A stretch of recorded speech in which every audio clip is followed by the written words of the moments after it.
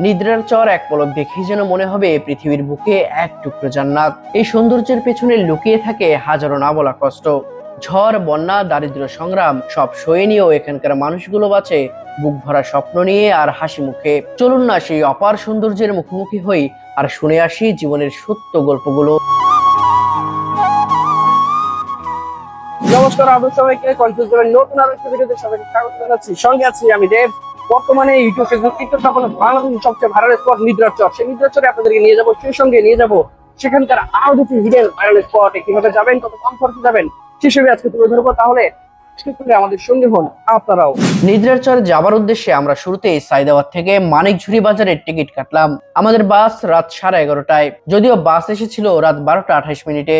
এই দূরত্বে হানিফ বাসের টিকিটের নন এসির মূল্য নিল 700 টাকা। নন এসি বাদেও এসি বাসও চলে এই রুটে, তবে তা খুবই কম।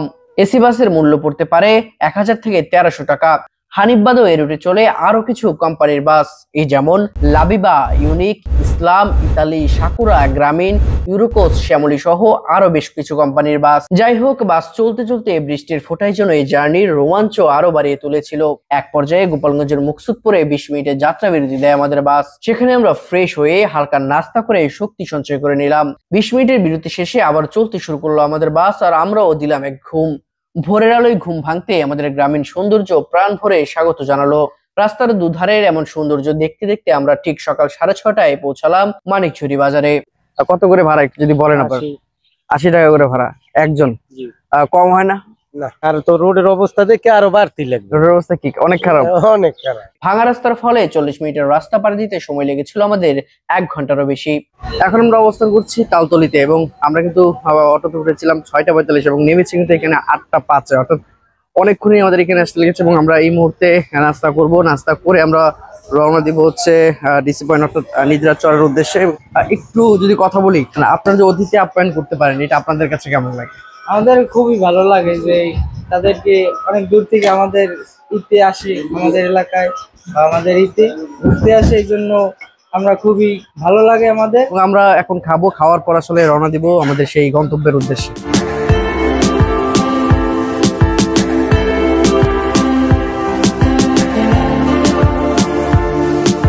খাওয়া দাওয়া শেষ করে আমরা এই মুহূর্তে অটো নিয়ে নিয়েছি, এবং এই অটোতেই করে আমরা যাব। ভাড়া কত করে এখান থেকে? এখান থেকে ভাড়া লোকাল ভাড়া 60 টাকা করে। কতক্ষণ লাগবে যেতে? এখান থেকে যেতে আপনার 36-37 মিনিট লাগবে। চলুন শুরু করি সেই গন্তব্যের উদ্দেশ্যে যাওয়া।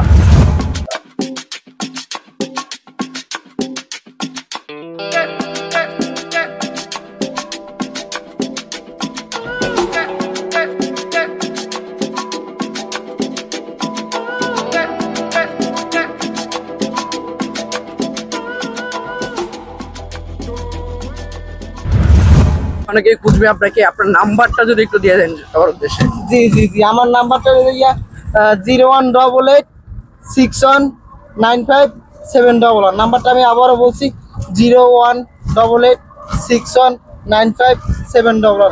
আমরা সবাই আইবেন, আই আমার ফোন দেবেন, মেমোকে রিসিভ করুন। আধা ঘন্টা জার্নির পর এসে নামলাম আমরা নিদ্রার চরের বাজারে। তবে মূল স্পট আরো সামনে, আমরা হেঁটেই যাচ্ছি। হেঁটে গেলে আপনি এখানকার মানুষের জীবন যুদ্ধ দেখতে পারবেন নিজ চোখে। আমরাও তাই দেখলাম, মনে হলো তাদের সঙ্গে মিশে যাই কিছু সময়ের জন্য। কখনো কেমন বিপদে পড়েছিলেন মাছ ধরতে গিয়ে? না, ওই তুবানে ওই বড় বুঝে গেল, ওই বড় ওই খেপ দিয়ে খাড়াইছি, এবার একটা তুবানে বড় ঠালাই দিয়েছে, মোরা হাত দিয়ে উঠছে।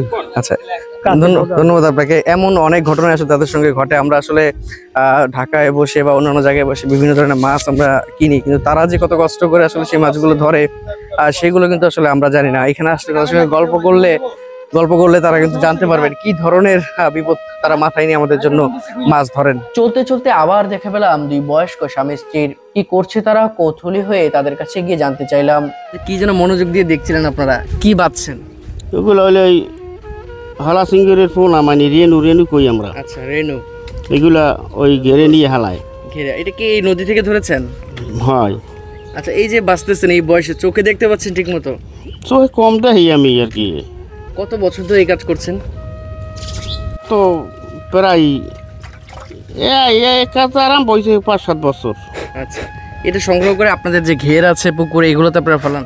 না, আমরা নিজে ঘের নাই, মানে অফারের কাছে হেরা কিনে লই যায়। আমরা বিক্রি করেন? হ্যাঁ, আমরা বিক্রি করি, এরপর হেরা নিয়ে আবার ওই ঘেরে বড় করে। আচ্ছা, দেখছেন আসলে কি জীবন, আসলে সাধারণ একটি জীবন। তারা কিন্তু স্বামী স্ত্রী তো মনে হয় নাকি? হ্যাঁ স্বামী স্ত্রী মিলে দুজন আসলে একসঙ্গে বসে কাজ করছেন। গ্রামীণ এক পরিবেশ। কথা শুনে অনেকটা অবাকই হলাম। এই বয়সে চোখে ভালো না দেখলেও চালিয়ে যাচ্ছেন জীবন যুদ্ধ। কথা বলা শেষে আবারও হাঁটা শুরু আমাদের। 10 থেকে 15 মিনিট হাঁটার পর আমরা পৌঁছলাম সেই নিদ্রার চরে। এখানে আসতেই এই গ্রামের বাসিন্দারা আমাদের অনুরোধ করলো তাদের দুর্ভোগের কথা যেন আমরা সরকারের কাছে তুলে ধরি। এই যে স্যার এই রোডটা আমরা না স্যার না, আপনার সন্তানের মতো আমি। যাই হোক কাকা, এই রোডটা আমরা চলতে পারতেছি না, আচ্ছা। ভেঙে গেছে। এই যে রোডটা নাকি? এটা খুবই দরকার, আমরা এই নিয়ে অনেক ফ্যামিলি আছি কিন্তু আমরা চলতে পারতেছি না।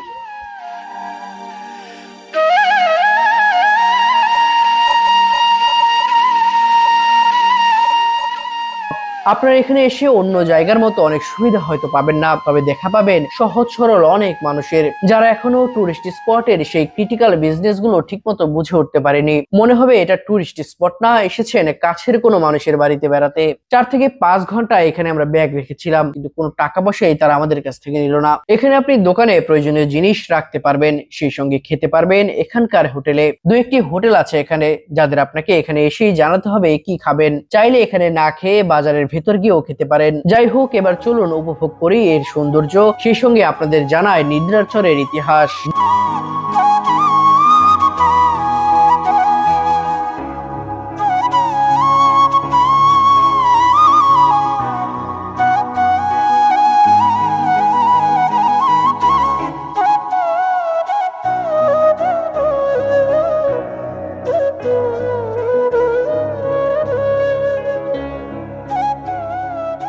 নিদ্রার চর নামটি যেন একটা ঘুমিয়ে থাকা ভূখণ্ডের প্রতিচ্ছবি। বাস্তবিক অর্থে এই নামটি এসেছে এই জায়গার নিস্তব্ধতা ও নির্জনতা থেকে। এটি বাংলাদেশের বরগুনা জেলার তালতলী উপজেলার সোনাকাটা ইউনিয়নে অবস্থিত এক উদীয়মান পর্যটন কেন্দ্র।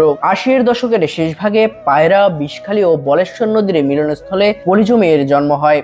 একটা সময় ছিল যখন এই জায়গাটার নাম কেউই জানতো না। সাধারণের দৃষ্টির আড়ালে থাকা এই জায়গাটি এখন নিস্তব্ধতা আর সৌন্দর্যের প্রতীক হয়ে উঠেছে, যা স্থানীয়ভাবে পরিচিত নিদ্রা সমুদ্র সৈকত নামে। নাম শুনলেই মনে হয় ঘুমিয়ে পড়া এক চর, কিন্তু বাস্তবে এখানে এলে মনে হয় সময়টাই বুঝি থমকে গেছে সৌন্দর্যের মাঝে। এই চরটির আয়তন প্রায় 5 থেকে 7 বর্গ কিলোমিটার। বর্ষাকালে এর কিছু অংশ ডুবে গেলেও শীতকালে এটি রূপ নেয় এক উন্মুক্ত সবুজ প্রান্তরে। এই চর শুধুই প্রকৃতির সৌন্দর্য নয়, এটি জীববৈচিত্র্যের এক স্বর্গভূমি। চরের গায়ে দেখা মেলে ছোট ছোট গর্তের, আর সেই গর্তে জোয়ারের পানি ঢুকে খেলা করে আপন মনে। এখানে তেমন কোনো দোকানের ভিড় নেই হইচই, শুধুই যেন নীরব এক প্রকৃতি আর তার অনন্য কাব্য। আমরা যখন এখানে পৌঁছাই তখন ছিল ভরা জোয়ার। ভেবেছিলাম জোয়ারের সময় এসেছি, তাহলে মনে হয় দেখতে পাবো না এর আসল সৌন্দর্য, কিন্তু সেই ধারণা ভুল প্রমাণ করে আমাদের বিমোহিত করলো এই নিদ্রার চর। এই স্পট জোয়ারে যেমন সুন্দর, ঠিক তেমনি ভাটাতেও। চলুন দেখে নিই জোয়ারের সৌন্দর্য থেকে কিভাবে ভাটার সৌন্দর্যে পাল্টে যায় এই নিদ্রার চর।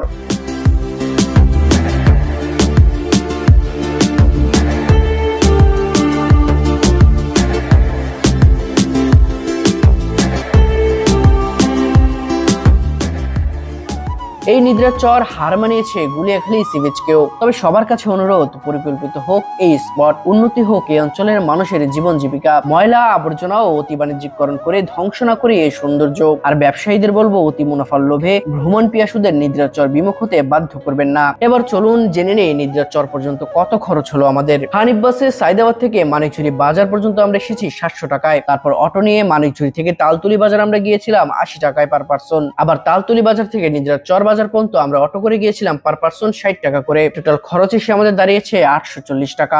ইচ্ছে ছিল পাত্রার চর সেই সঙ্গে শুভ সন্ধ্যা বিচ একই ভিডিওতে দেখাবো, কিন্তু নিদ্রার চরের সৌন্দর্য এত মুগ্ধ করেছে একটি ভিডিওতে এর সৌন্দর্য সম্পূর্ণ তুলে ধরা সম্ভব হয়নি।